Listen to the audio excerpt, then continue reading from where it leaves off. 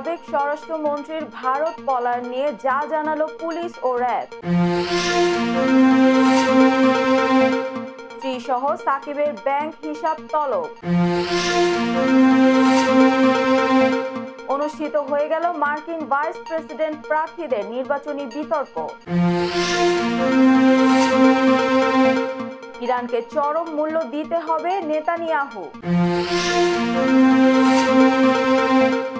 আজ রাতেই মধ্যপ্রাচ্যে শক্তিশালী হামলা চালাবে ইসরায়েল। ইসরায়েলে আপাতত হামলার সমাপ্ত ঘোষণা ইরানের। এবং আবারও অধিনায়কত্ব ছাড়ার ঘোষণা বাবর আজমের। আসসালামু আলাইকুম, সবাইকে স্বাগত জানাচ্ছি মিলেনিয়াম টিভি ইউএস এর প্রতিদিনের বাংলা সংবাদে। আপনাদের সাথে রয়েছি আমি অঞ্জলি কবির। দেখছিলেন সংবাদ শিরোনাম, এবারে বিস্তারিত। প্রথমেই বাংলাদেশ প্রসঙ্গ।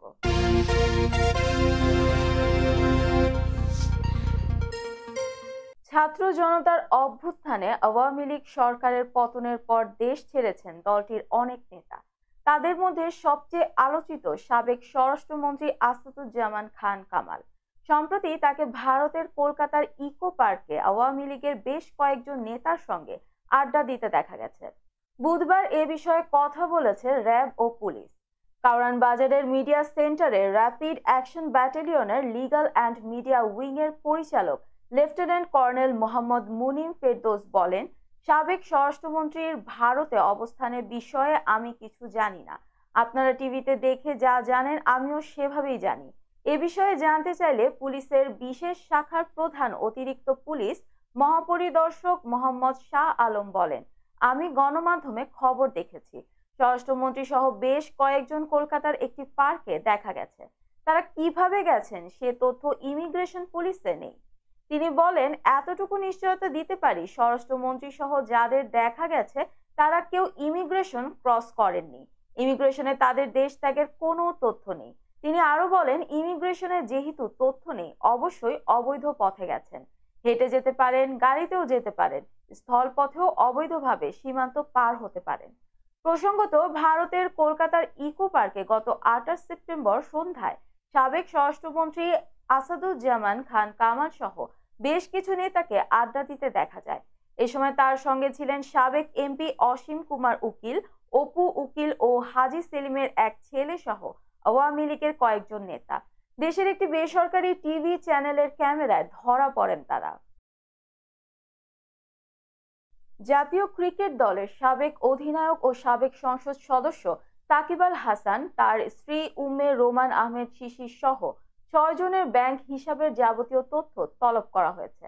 বুধবার কেন্দ্রীয় ব্যাংক সূত্রে এ তথ্য জানা গেছে। মঙ্গলবার সংশ্লিষ্ট ব্যাংকগুলোকে চিঠি দিয়েছে বাংলাদেশ ফিনান্সিয়াল ইন্টেলিজেন্স ইউনিট। জানা গেছে, সাকিবের পুঁজিবাজারে কারসাজি ও আর্থিক অনিয়ম খতিয়ে দেখতে এ চিঠি দেওয়া হয়েছে। শেয়ার বাজারে তালিকাভুক্ত কোম্পানি প্যারামাউন্ট ইন্স্যুরেন্সের শেয়ার নিয়ে কারসাজি করে সিকিউরিটিজ আইন ভঙ্গ করায় গত 24 সেপ্টেম্বর বিএসইসি সাকিবকে 50 লাখ টাকা জরিমানা করে। ওই ঘটনায় জড়িত থাকার অভিযোগে আবুল খায়ের হিরুকে জরিমানা করা হয় 25 লাখ টাকা। শেয়ার কারসাজির অভিযোগে হিরুর ব্যাংক হিসাব গত 20 আগস্ট থেকে জব্দ রয়েছে।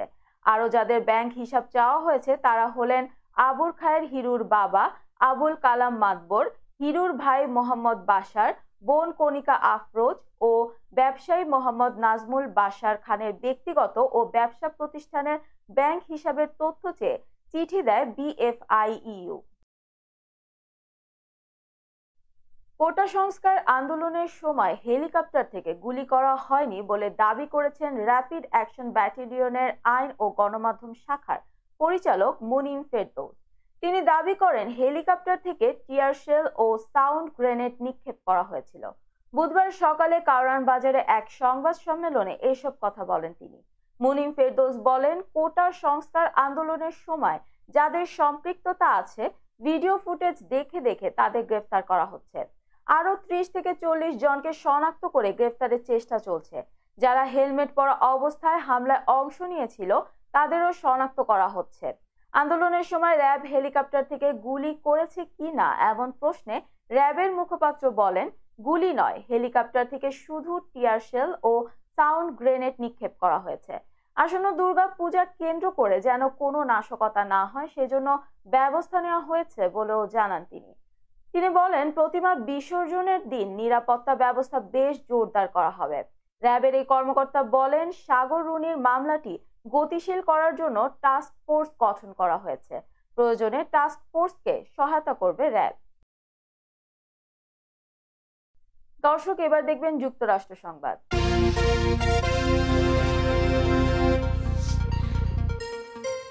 আসন্ন মার্কিন প্রেসিডেন্ট নির্বাচনের প্রধান দুই দল ডেমোক্রেটিক ও রিপাবলিকান ভাইস প্রেসিডেন্ট প্রার্থীদের মধ্যে বিতর্ক অনুষ্ঠিত হয়েছে।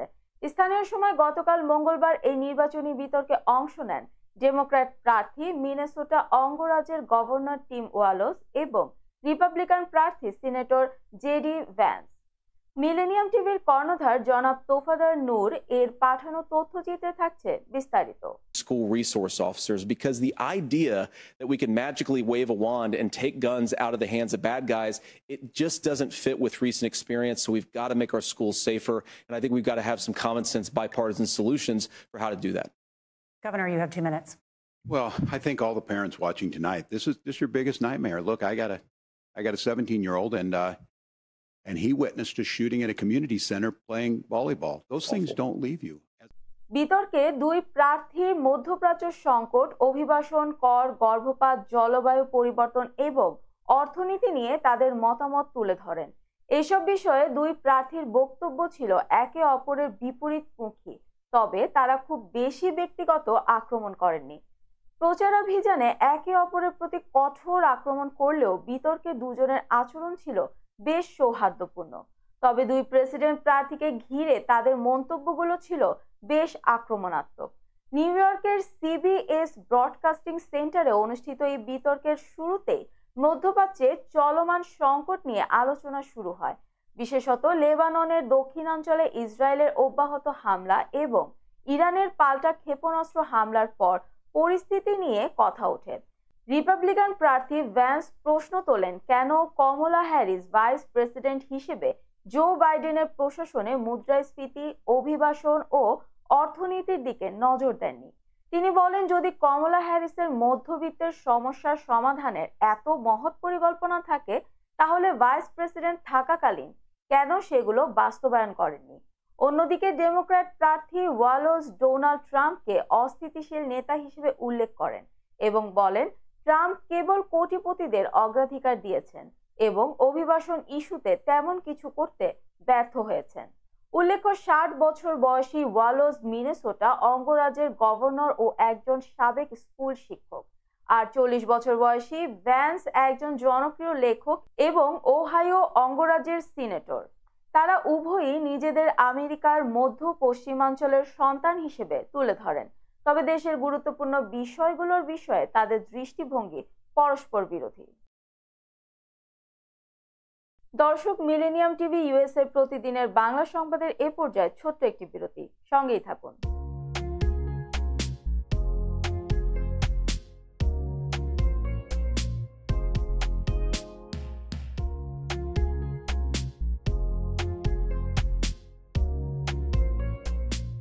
কি ব্যাপার, অমন মূর্তির মতো করে দাঁড়িয়ে আছো কেন? পাগল হয়ে গেলে নাকি? প্র্যাকটিস করছি। কি প্র্যাকটিস করছো? কেন লিভিং স্ট্যাচুরে দাঁড়িয়ে কি করে ভিক্ষা করে দেখালি? আমার ট্যাক্স নিয়ে ঝামেলা চলছে, ল্যান্ড প্রপার্টি নিয়ে ঝামেলা চলছে। এগুলো সমাধান না হলে কিছুদিন পর আমাকে ওইভাবে দাঁড়িয়ে ভিক্ষা করতে হবে। তো এখন থেকে দাঁড়িয়ে প্র্যাকটিস করছি। আহা, এত চিন্তা করছো কেন? লিগ্যাল নেটওয়ার্ক ইন্টারন্যাশনাল আছে না? Legal network international? হ্যাঁ, কিছুদিন আগে ইন্স্যুরেন্স দিয়ে সম্পভাবীদের একটা ঝামেলা হলো না, লিগ্যাল নেটওয়ার্কের মাধ্যমেই তো সেটা সমাধান হলো।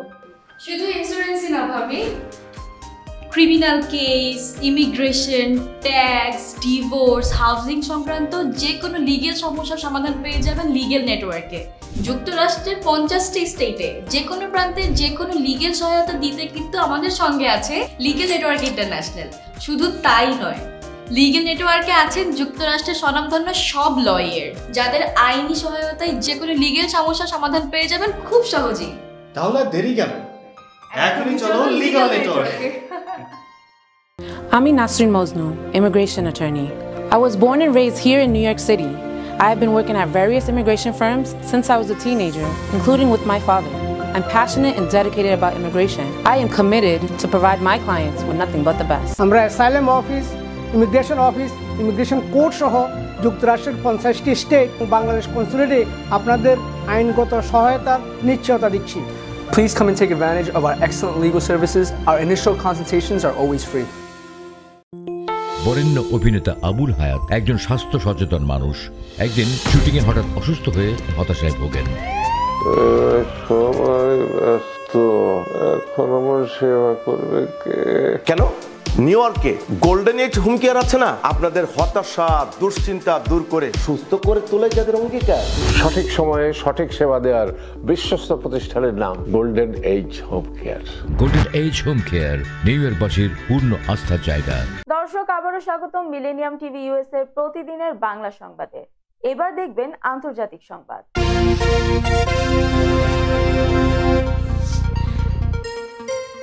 ইসরায়েলে বড় ধরনের ক্ষেপণাস্ত্র হামলার জবাবে ইরানকে চরম মূল্য দিতে হবে বলে হুঁশিয়ারি দিয়েছেন ইসরায়েলি প্রধানমন্ত্রী বেনিয়ামিন নেতানিয়াহু। গতকাল মঙ্গলবার ইরানের হামলার পর মন্ত্রিসভার সঙ্গে বৈঠক করেন তিনি। বৈঠকের শুরুতে ইরানের বিরুদ্ধে হুঁশিয়ারি দেন নেতানিয়াহু।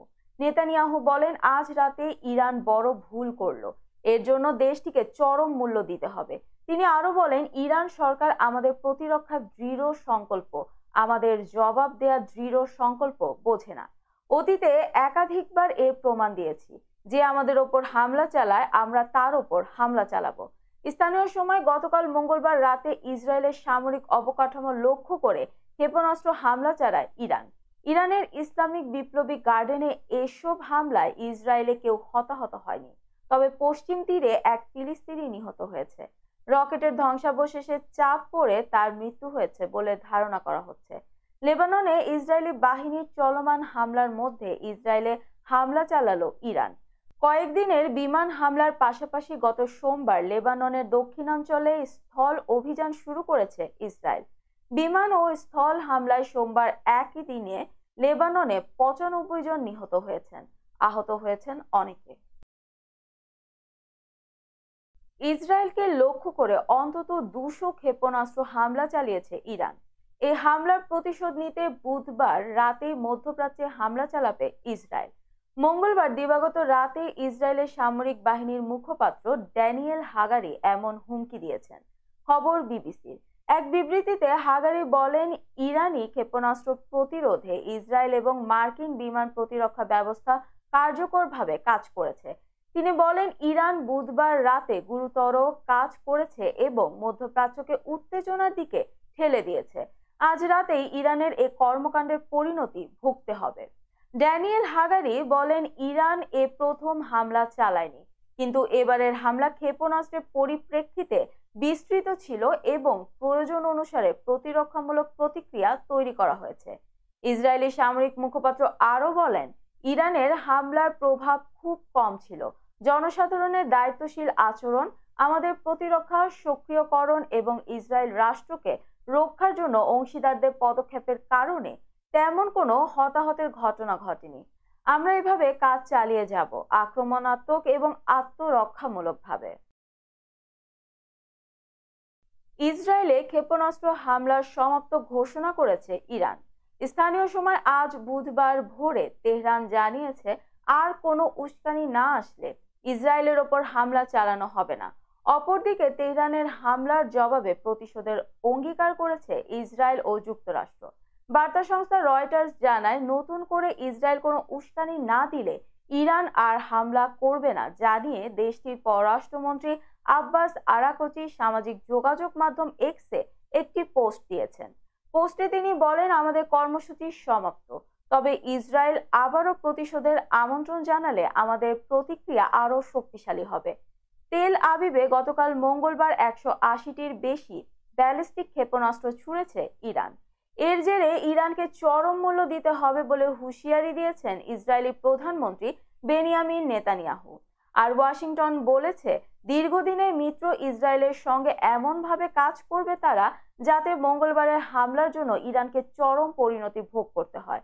গতকাল ইসরায়েলের ওপর ইরানের এই হামলা ছিল তেল আবিবে সাম্প্রতিক সময়ে সবচেয়ে বড় আক্রমণ। হামলার পর ইসরায়েল জুড়ে সাইরেন বেজে ওঠে, বিস্ফোরণে কেঁপে ওঠে অনেক এলাকা।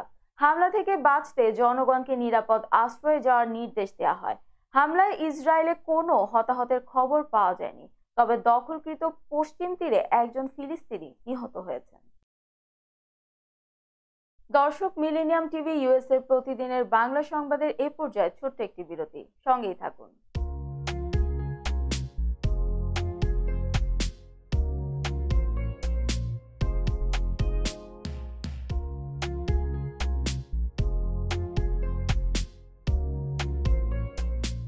কি ব্যাপার, অমন মূর্তির মতো করে দাঁড়িয়ে আছো কেন? পাগল হয়ে গেলে নাকি? প্র্যাকটিস করছি। কি প্র্যাকটিস করছো? কেন লিভিং স্ট্যাচুরে দাঁড়িয়ে কি করে ভিক্ষা করে দেখনি? আমার ট্যাক্স নিয়ে ঝামেলা চলছে, ল্যান্ড প্রপার্টি নিয়ে ঝামেলা চলছে। এগুলো সমাধান না হলে কিছুদিন পর আমাকে ওইভাবে দাঁড়িয়ে ভিক্ষা করতে হবে। তাই এখন থেকে দাঁড়িয়ে প্র্যাকটিস করছি। আহা, এত চিন্তা করছো কেন? লিগ্যাল নেটওয়ার্ক ইন্টারন্যাশনাল আছে না? Legal network international? হ্যাঁ, কিছুদিন আগে ইন্স্যুরেন্স দিয়ে সম্পভাবীদের একটা ঝামেলা হলো না, লিগ্যাল নেটওয়ার্কের মাধ্যমেই তো সেটা সমাধান হলো। শুধু ইন্স্যুরেন্সই না ভাবি, criminal case, immigration, tax, divorce, housing সংক্রান্ত যে কোনো লিগেল সমস্যার সমাধান পেয়ে যাবেন লিগেল নেটওয়ার্কে। যুক্তরাষ্ট্রের 50টি স্টেটে যে কোনো প্রান্তে যে কোনো লিগেল সহায়তা দিতে কিন্তু আমাদের সঙ্গে আছে লিগেল নেটওয়ার্ক ইন্টারন্যাশনাল। শুধু তাই নয়, লিগেল নেটওয়ার্কে আছেন যুক্তরাষ্ট্রের স্বনামধন্য সব লয়ার, যাদের আইনি সহায়তায় যে কোনো লিগেল সমস্যার সমাধান পেয়ে যাবেন খুব সহজেই। তাহলে দেরি কেন? এখনই চলো লিগ্যাল নেটওয়ার্কে।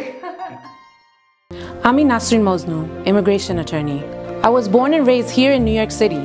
I have been working at various immigration firms since I was a teenager, including with my father. I'm passionate and dedicated about immigration. I am committed to provide my clients with nothing but the best. আমরা asylum office, immigration court সহ যুক্তরাষ্ট্রের 50টি state ও বাংলাদেশ কনসুলেটে আপনাদের আইনগত সহায়তার নিশ্চয়তা দিচ্ছি। Please come and take advantage of our excellent legal services. Our initial consultations are always free. বরেণ্য অভিনেতা আবুল হায়াত একজন স্বাস্থ্য সচেতন মানুষ। একদিন শুটিংয়ে হঠাৎ অসুস্থ হয়ে হতাশায় ভোগেন। সবাই ব্যস্ত, এখন আমার সেবা করবে কে? কেন নিউ ইয়র্কে গোল্ডেন এজ হোম কেয়ার আছে না? আপনাদের হতাশা দুশ্চিন্তা দূর করে সুস্থ করে তোলে যাদের অঙ্গীকার। সঠিক সময়ে সঠিক সেবা দেওয়ার বিশ্বস্ত প্রতিষ্ঠানের নাম golden age home care. Golden age home care নিউ ইয়র্কবাসীর পূর্ণ আস্থার জায়গা। দর্শক, আবারও স্বাগতম মিলেনিয়াম টিভি ইউএসএ প্রতিদিনের বাংলা সংবাদে। দেখছিলেন আন্তর্জাতিক সংবাদ। ইরানের গোয়েন্দা সংস্থার যে ইউনিট ইসরায়েল বিরোধী কর্মকাণ্ড পরিচালনা করে তার প্রধান মোসাদের এজেন্ট বলে দাবি করেছেন দেশটির সাবেক প্রেসিডেন্ট মাহমুদ আহমাদিনেজাদ। সিএনএন এর তুর্কি ভাষার ইউনিটকে দেয়া এক সাক্ষাৎকারে তিনি এই দাবি করেছেন। সিএনএন তুর্ককে দেয়া সাক্ষাৎকারে ইরানের সাবেক প্রেসিডেন্ট মাহমুদ আহমাদিনেজাদ জানান, ইরানের গোয়েন্দা সংস্থার যে ইউনিট মোসাদ এজেন্টদের শনাক্ত করার জন্য বিশেষভাবে নিযুক্ত ছিল, সেই ইউনিটের প্রধান 2021 সালেই নিজেকে ডাবল এজেন্ট হিসেবে প্রকাশ করেছিলেন। তিনি সব মিলিয়ে আরও 20 জন মোসাদ এজেন্ট পরিচালনা করতেন। আহমাদিনেজাদের মতে এই ডাবল এজেন্টরা কয়েক বছর ধরে ইরানের পক্ষ থেকে গোয়েন্দার তথ্য ফাঁস করেছে। ইরানের সামরিক ও গোয়েন্দা সংস্থার ধারাবাহিক ব্যর্থতার অন্যতম কারণ এটি। এসব এজেন্ট ইসরায়েলকে ইরানের পারমাণবিক কর্মসূচির মতো বিষয়গুলোর সংবেদনশীল তথ্য সরবরাহ করেছিল। ইরানের সাবেক এই প্রেসিডেন্ট জানান, এ ধরনের একটি অপারেশনের আওতায় 2018 সালে ইরানের পারমাণবিক কর্মসূচির নথি চুরি করে ইসরায়েলে নিয়ে যাওয়া হয়েছিল। পুরো ইসরায়েলের প্রধানমন্ত্রী বেনিয়ামিন নেতানিয়াহু গণমাধ্যমে প্রকাশও করেছিলেন এবং এর ওপর ভিত্তি করে মার্কিন প্রেসিডেন্ট ডোনাল্ড ট্রাম্প ইরানের সঙ্গে থাকা পারমাণবিক চুক্তি থেকে বেরিয়ে আসেন। এসব অভিযুক্ত মোসাদ এজেন্ট তাদের অপারেশন শেষ করে বর্তমানে ইসরায়েলে বসবাস করছে বলেও জানান তিনি। লাদাখের শিক্ষাবিদ তথা পরিবেশবিদ সোনম ওয়াংচুককে আটক করেছে দিল্লি পুলিশ। দিল্লির সীমান্তে সোনম সহ প্রায় 120 জন লাদাখবাসীকে আটক করা হয়েছে। জানা যায়, লাদাখকে 6ষ্ঠ তফসিলে অন্তর্ভুক্ত করার দাবি জানিয়ে মিছিল করতে দিল্লিতে যাচ্ছিলেন তারা। ভারতের সংবাদ মাধ্যম হিন্দুস্তান টাইমস বলছে, রাজধানী দিল্লিতে প্রবেশের মুখেই তাদের আটক করে পুলিশ। ওয়াংচুক সহ আটক ব্যক্তিদের অলিপুর থানা এবং দিল্লি হরিয়ানা সীমান্তের অন্যান্য থানায় নিয়ে যাওয়া হয়। এ ঘটনায় ফুঁসে উঠেছে গোটা লাদাখ। মঙ্গলবার লাদাখের রাস্তায় নেমে আসে শত শত মানুষ। তারা বলতে থাকেন, দিল্লি পুলিশ শেম শেম। জানা যায়, সোমবার রাতে আটক করা হয়েছিল সোনম সহ 120 জন লাদাখবাসী। সেই সময় দিল্লিতে প্রবেশ না করে হরিয়ানার সীমানায় ছিলেন সোনম। সেখানেই রাত কাটাতে চেয়েছিলেন তিনি। তবে দিল্লিতে জমায়েতে নিষেধাজ্ঞা জারির কারণে তাদের আটক করা হয় বলে জানিয়েছে পুলিশ। দর্শক, এবার দেখবেন বিনোদন সংবাদ।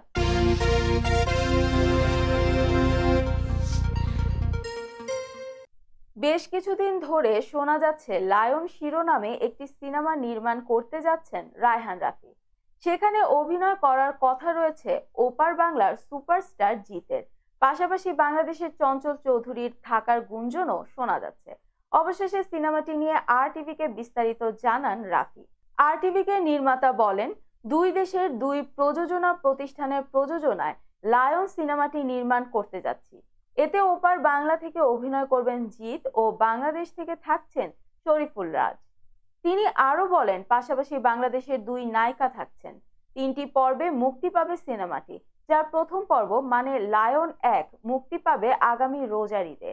লায়ন চিত্রনাট্য যৌথভাবে করছেন রায়হান রাফি ও নাজিম উদ্দৌলা। যৌথ প্রযোজনার সিনেমাটির ভারতীয় অংশের প্রযোজক হিসেবে রয়েছে শ্যাডো ফিল্মস। খুব শিগগিরই সংবাদ সম্মেলন করে দেশি প্রযোজক, নায়িকা ও অন্যান্য অভিনয় শিল্পীর নাম জানানো হবে। দর্শক, মিলেনিয়াম টিভি US এর প্রতিদিনের বাংলা সংবাদের এ পর্যায়ে আবারও ছোট্ট একটি বিরতি, সঙ্গেই থাকুন।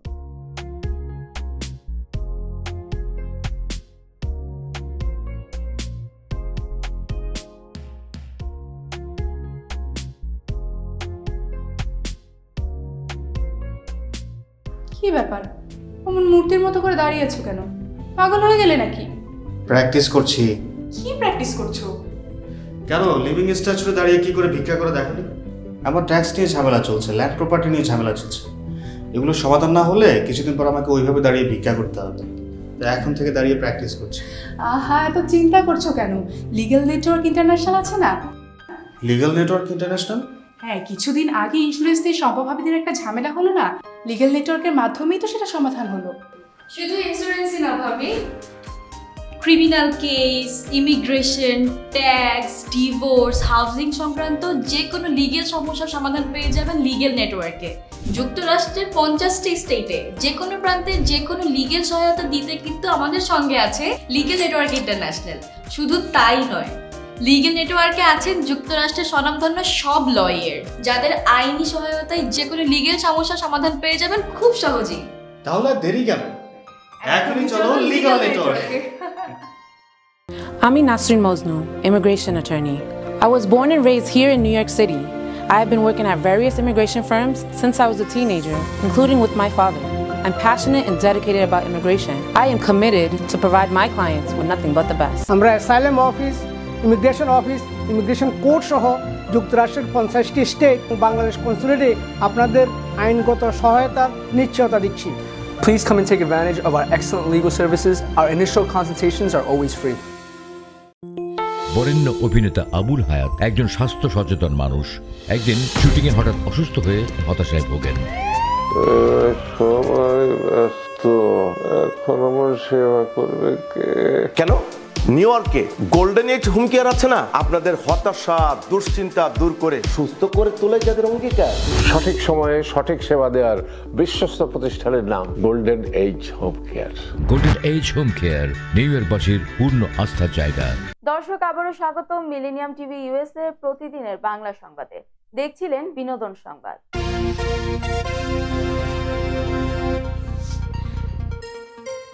শোবিজের জনপ্রিয় অভিনেতা জিয়াউল ফারুক অপূর্ব ক্যারিয়ারে ইতোমধ্যে অসংখ্য নাটকে অভিনয় করেছেন তিনি। পরবর্তীতে নাম লেখান বড় পর্দায়। এবার জানা গেল শিগগিরই কলকাতার সিনেমায় দেখা যাবে তাকে। প্রায় 8 বছরে বিরতি টেনে সিনেমায় ফিরছেন অপূর্ব। সিনেমাটির নাম চালচিত্র।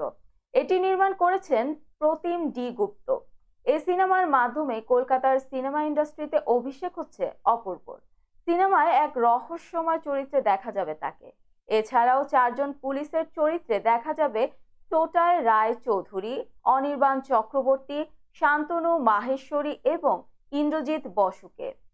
সিনেমাটি নিয়ে পরিচালক প্রদীপ ডি গুপ্ত বলেন, শহরের পর পর খুন হতে থাকে, আর খুনের পর মরদেহগুলোকে যেভাবে সাজিয়ে রাখা হয় সেটার সঙ্গে 12 বছর পুরনো একটি কেসের মিল পায় টোটার চরিত্র। সত্যিই কি সেই কেসের সঙ্গে এই কেসের মিল আছে, নাকি তদন্তে নতুন কিছু উঠে আসবে, সেটা নিয়েই এই সিনেমার অন্যান্য গুরুত্বপূর্ণ ভূমিকায় থাকবেন রাইমা সেন, স্বস্তিকা দত্ত, ব্রাত্য বসুকে। রাইমাকে দেখা যাবে টোটার স্ত্রীর চরিত্রে, স্বস্তিকা হবেন শান্তনুর প্রেমিকা। সবকিছু ঠিক থাকলে বড়দিন উপলক্ষে আগামী 20 ডিসেম্বর মুক্তি পাবে অপূর্বর চালচিত্র।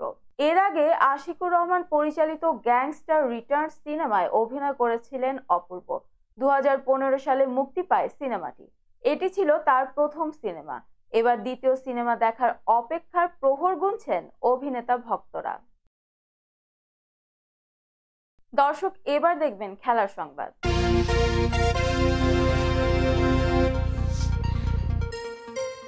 নিজের সম্ভাব্য শেষ টেস্ট ইনিংসে রানের খাতা খুলতে পারেনি সাকিব। দলের শোচনীয় পরাজয়ের পর কানপুরের গ্রিন পার্কে সাকিব ছিলেন অনেকের কেন্দ্রবিন্দুতে। অনেকেই ধরে নিয়েছিলেন এটিই ছিল তার শেষ টেস্ট ব্যাটে তেমন কিছু না করতে পারলেও সাকিবের বিদেশের মাটিতে শেষ টেস্টটা রঙিন করেছেন ভারতীয় ক্রিকেটার বিরাট কোহলি। দ্বিতীয় ইনিংসে সাকিব 2 বলে 0 রান করে আউট হলেও ম্যাচ শেষে প্রতিপক্ষ থেকে পেয়েছেন বিশেষ উপহার। কানপুরে ম্যাচ শেষে কোহলি তার নিজের একটি ব্যাট সাকিবকে উপহার দিয়েছেন, যার সঙ্গে সঙ্গে সামাজিক যোগাযোগ মাধ্যমে ছড়িয়ে পড়ে। কোহলির এমন উদারতাকে নেটিজেনরা প্রশংসায় ভাসাচ্ছেন। কোহলির দেয়া উপহার সাকিবও হাসি মুখে গ্রহণ করেছেন। যদি বাংলাদেশের মাটিতে সাকিবের শেষ টেস্ট না খেলা হয়, তাহলে কোহলির দেয়া ব্যাট এই অলরাউন্ডারের কাছে বড় এক স্মৃতি হয়ে থাকবে। 1 বছরের মধ্যে দ্বিতীয়বারের মতো অধিনায়কত্ব ছাড়লেন পাকিস্তানি ব্যাটার। সর্বশেষ ওয়ানডে বিশ্বকাপে দলের ব্যর্থতার পর গত নভেম্বরের সব সংস্করণের অধিনায়কত্ব ছাড়েন বাবর। পরবর্তীতে তাকে আবারও ওয়ানডে ও টি-20-র অধিনায়ক বানায় পাকিস্তান ক্রিকেট বোর্ড। গত জুনে অনুষ্ঠিত টি-20 বিশ্বকাপের তার নেতৃত্বে আবারও ভরাডুবি হয় পাকিস্তানের। এরই পরিপ্রেক্ষিতে ফের অধিনায়কত্ব ছাড়ার ঘোষণা দিয়েছেন তিনি। বুধবার রাতে সামাজিক যোগাযোগ মাধ্যম এক্সে এই ঘোষণা দেন। এক পোস্টে তিনি লিখেছেন, প্রিয় ভক্তরা, আজ আমি আপনাদের একটি খবর দিতে চাই। পাকিস্তান পুরুষ ক্রিকেট দলের নেতৃত্ব থেকে আমি সরে দাঁড়ানোর সিদ্ধান্ত নিয়েছি, যা গত মাসে পিসিবি ও টিম ম্যানেজমেন্টকে জানিয়েছি। আমি পাকিস্তান দলকে নেতৃত্ব দেওয়াটা ছিল সম্মানের, কিন্তু এখন সময় হয়েছে সরে দাঁড়ানোর এবং নিজের খেলার প্রতি মনোযোগ দেওয়ার। অধিনায়কত্ব অভিজ্ঞতা প্রদান করে, কিন্তু এর জন্য উল্লেখযোগ্যভাবে কাজের চাপও বেড়েছে। আমি আমার পারফরম্যান্সকে প্রাধান্য দিতে, নিজের ব্যাটিং উপভোগ করতে এবং পরিবারের সঙ্গে ভালো সময় কাটাতে চাই, যা আমাকে আনন্দ দেয়। সংবাদ শেষ করার পূর্বে শিরোনামগুলো আরো একবার। সাবেক স্বরাষ্ট্রমন্ত্রীর ভারত পলায়ন নিয়ে যা জানালো পুলিশ ও র্যাব। স্ত্রীসহ সাকিবের ব্যাংক হিসাব তলব। অনুষ্ঠিত হয়ে গেল মার্কিন ভাইস প্রেসিডেন্ট প্রার্থীদের নির্বাচনী বিতর্ক। ইরানকে চরম মূল্য দিতে হবে নেতানিয়াহু। আজ রাতেই মধ্যপ্রাচ্যে শক্তিশালী হামলা চালাবে ইসরায়েল। ইসরায়েলে আপাতত হামলার সমাপ্ত ঘোষণা ইরানের। এবং আবারও অধিনায়কত্ব ছাড়ার ঘোষণা বাবর আজমের। এই ছিল মিলেনিয়াম টিভি ইউএস এর প্রতিদিনের বাংলা সংবাদে। মিলেনিয়াম সংবাদ দেখতে লগ ইন করুন আমাদের সামাজিক যোগাযোগের সাইট facebook.com/millenniumtvUSA বাংলা এবং youtube.com/officialmillenniumtv। এছাড়াও সংবাদের সর্বশেষ আপডেট জানতে ভিজিট করুন আমাদের নিয়মিত ওয়েবসাইট www.millenniumtvusa.com এবং www.millenniumtv.org। প্রিয় দর্শক, মিলেনিয়াম টিভি দেখুন সকল অ্যান্ড্রয়েড ফোনে, ISO Apple TV, Amazon fire TV, রুকু টিভি এবং সকল স্মার্ট টিভিতে। এছাড়াও মিলেনিয়াম টিভি দেখতে পাবেন সমস্ত ইউরোপীয় দেশ এবং অস্ট্রেলিয়া স্কাই নেটওয়ার্কে, বিশ্বব্যাপী জাদু টিভি, রেডিয়েন্ট আইপি টিভি, বিশ্বব্যাপী জাগো বিডি নেটওয়ার্ক এবং বিশ্বব্যাপী হরাইজন স্যাটেলাইটে। আপনারা যেখানেই থাকুন, ভালো থাকুন, সুস্থ থাকুন, মিলেনিয়াম টিভির সাথেই থাকুন। আল্লাহ হাফেজ।